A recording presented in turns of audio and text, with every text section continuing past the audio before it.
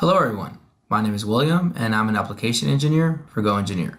Today I'm going to talk about the reverse engineering software Geomagic Wrap.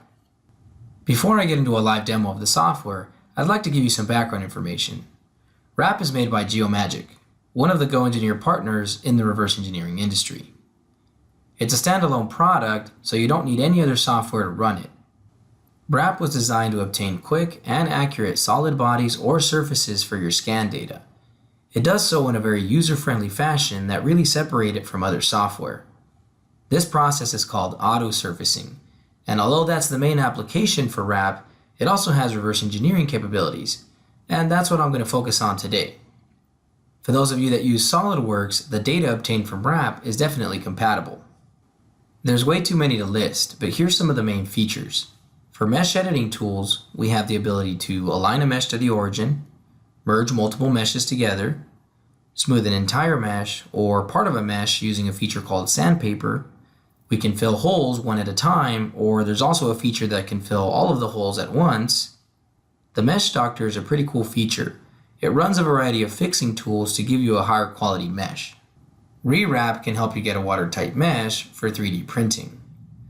Although it's not as robust as something like Photoshop, Wrap does have some color and texture capabilities. And one of the main features, as I mentioned before, is auto surface, the ability to obtain a solid body or a surface from scanned data.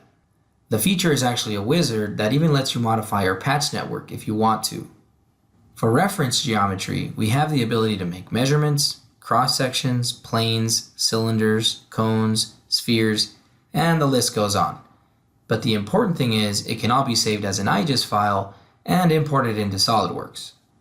This is the CAD Workflow for Geomagic Wrap. The first step in the process is to capture the scanned data. So you'll need to 3D scan your part and obtain an STL mesh or a point cloud. That file can be imported into Geomagic Wrap. There you can align the mesh to the origin and obtain reference geometry. That can all be saved as an IGES file that can be imported into SOLIDWORKS. From there you can use the reference geometry to create actual sketches, add dimensions, sketch relations, create features, make any changes, and create drawings. And the last step is to send to manufacturing, whether that be a CNC machine, 3D printer, or any other manufacturing process. So let's take a look at the software. This is Geomagic Wrap. I'm going to open my STL file, select my units. This is a 3D scan of a rear disc brake guard for a dirt bike. And as you can see, it's floating in space. So the first thing I'm going to do is align this part to the origin. In order to do that, I need reference geometry. So I'm going to go to the Features tab and make some best fit planes. I can use my Select by Angle tool. Click Apply, and the software will best fit a plane. I want to assign this plane to the Z-axis. Click on Next to create another.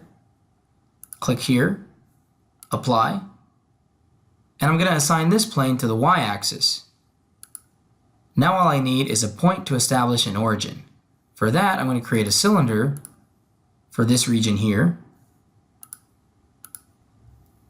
Click on the Point tool, and the software will create a point at the intersection of plane 1 and cylinder 1.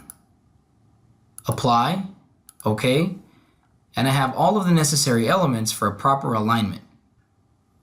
I'm going to click on the Alignment tab, Align to World. I want to align the XY plane to plane 1, create pair, the XZ plane to plane 2, create pair, and finally the origin to the point we created, create pair. If I need to flip any of these alignments, I can use these buttons here to achieve the desired alignment. If everything looks good, click OK, and your alignment is now complete. We can delete these features because we only needed them for alignment reference. Now we can start doing our cross sections. For that, I'm going to go to the Curves tab, Create by Section, select the XY plane for my system plane, Line/Arc for curve type, and I can position my cross section. And that seems about right for my first extrusion. apply, next to create another. I need another cross section for the slot cut area there, apply, next. Another cross section for this area here, apply, next. And the last extrusion will be the cylinder portion at the bottom of the part, right about there. Apply, OK, and all of my cross sections are now done. Now I need reference planes to define how far to make my extrusions or cuts. For that, I'm going to go to the Features tab, and rather than using best fit planes, I'm going to use parallel through point. This will ensure that all of my faces are parallel. I'm going to select the XY plane as my base plane, and I'm going to click on this point here. Apply, next.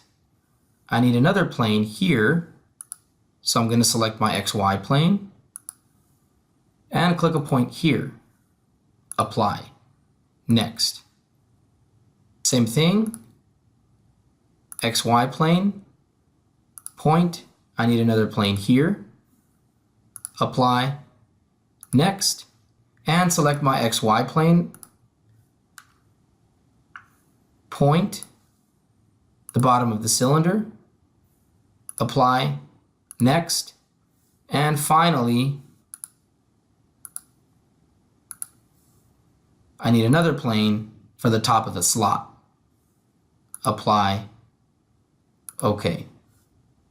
Now I have all of the necessary geometry to completely reverse engineer this part.